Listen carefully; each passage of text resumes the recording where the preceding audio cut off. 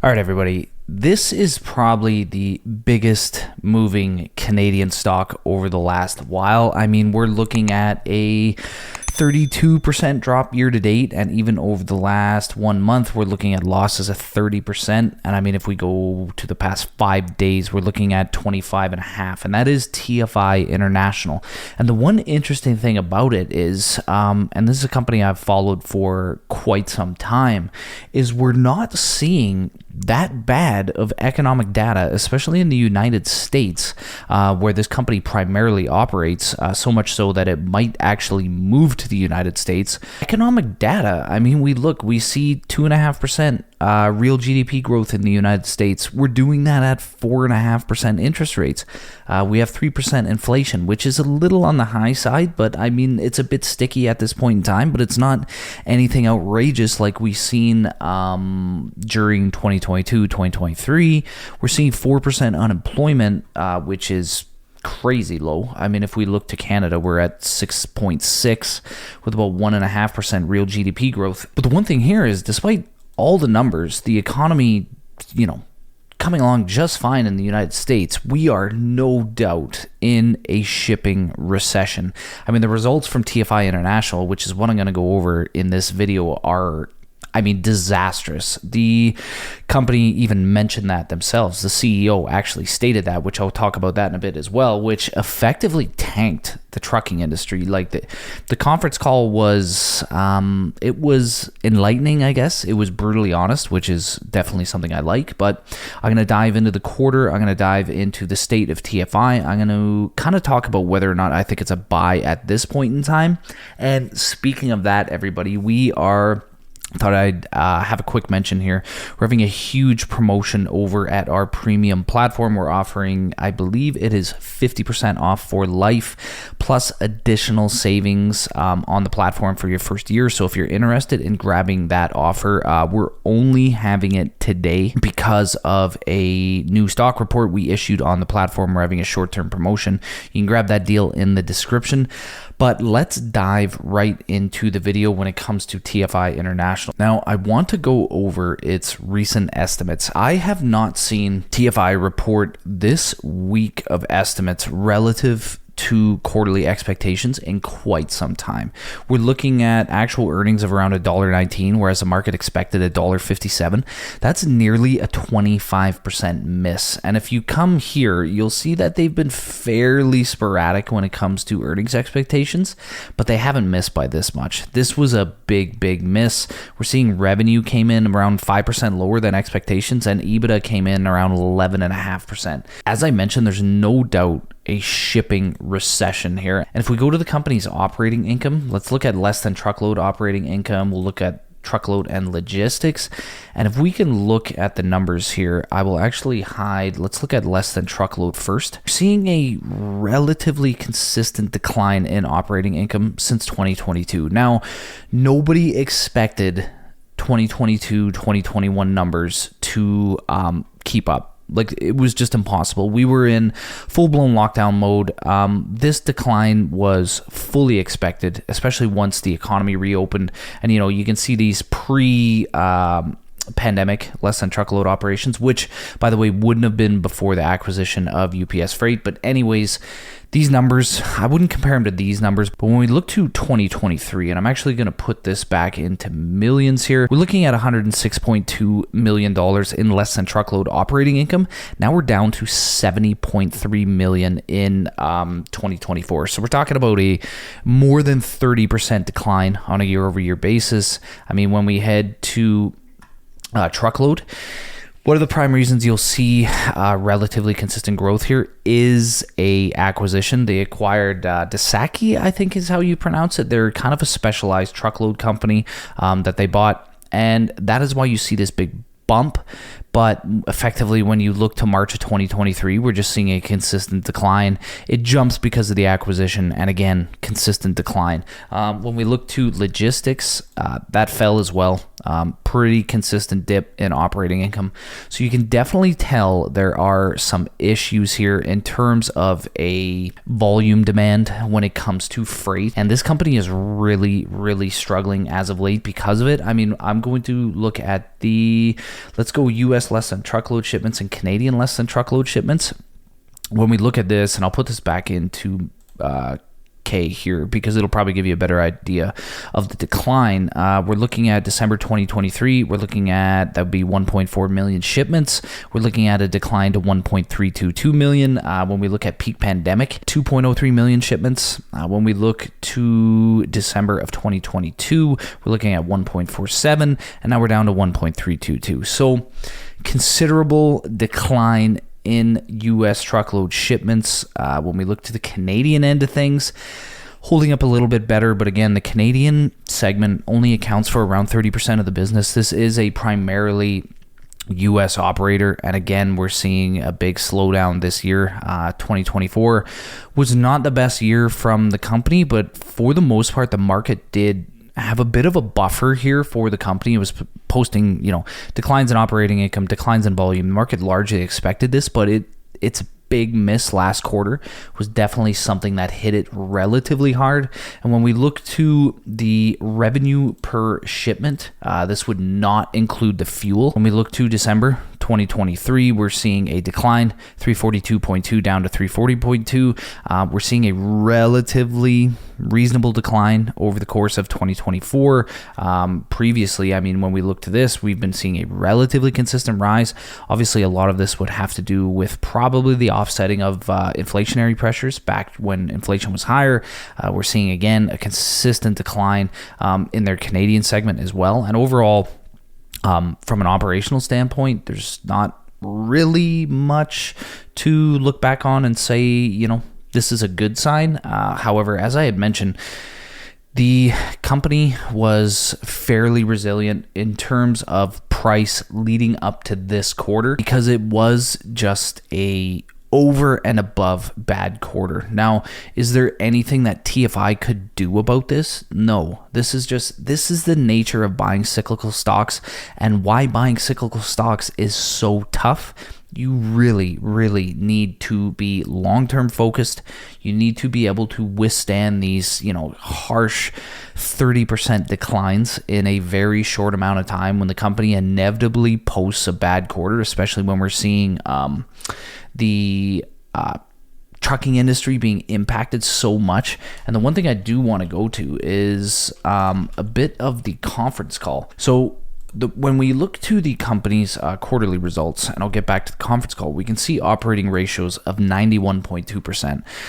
So ultimately, in the trucking industry and in the railroad industry, operating ratios, the lower the better. So effectively, what this is saying is TFI has to spend $91.20 to generate $100 in revenue. The operating ratio is effectively a reverse of the operating margin. We can see 8.8% here.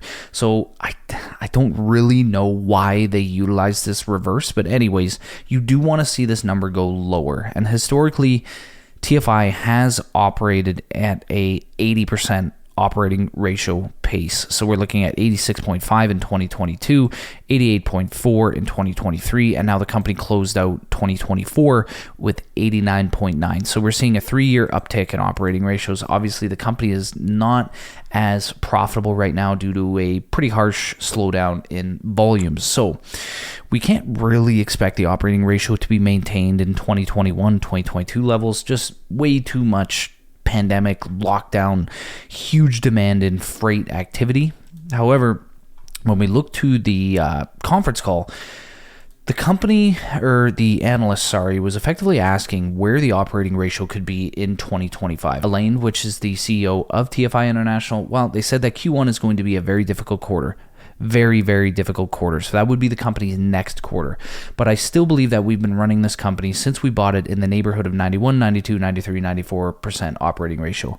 Q4 was a disaster for us. We didn't do a good job in managing our labor costs. So this company, even in this kind of freight environment, we have to be able to run between a 93 and a 95% operating ratio. I've been saying this since we bought the company that we'll get to a sub 90% operating ratio. But right now, at the level of shipments we have, if our sales team does not help us in trying to grow this density, improve this density, and grow shipment counts, they won't get there effectively. They're saying that they won't get there. So they come down, but Q1 extremely difficult because all kind of reasons, okay, but for the year 2025, even with what we know today, we should be able to play in that 93% to 95% operating ratio. Effectively, what they're saying is the operating ratio is going to continue to decline. So another analyst came in and said on the less than truckload numbers, just the dramatic change in those.